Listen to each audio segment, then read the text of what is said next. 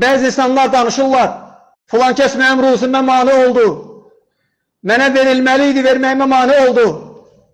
Ölkədə filan şeylər var, bizə çatmır, hansı ki ondan bizə də çatmalıdır. Çatdıran Allah Teala'dır, verən Allah Teala'dır. Əgər Allah Teala istəməyibsə, sənə bugün gələn gəlməyibsə, Allah Teala göndərməyib. وَفِي السَّمَاءِ رِزْقُكُمْ وَمَا تُوعَدُونَ. Allah Teala buyurur, sizin ruzunuz göydədir. Göydə olanı, xaliqdə olanı məxluqdan güdmək, məxluqdan istəmək möminə yaraşmaz. Biz dünya həyatında onların güzaranını, dolanışıqlarını bölüşdürmüşük.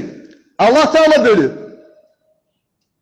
İtirazlar, narazılıqlar heç nəyi dəyişmir. Sənin narazılığın Allah Teala'nın ruzusunu sənə cəlb eləməyəcək. Lakin sənin günahların sənə gələn ruzunun qarşısını alacaq.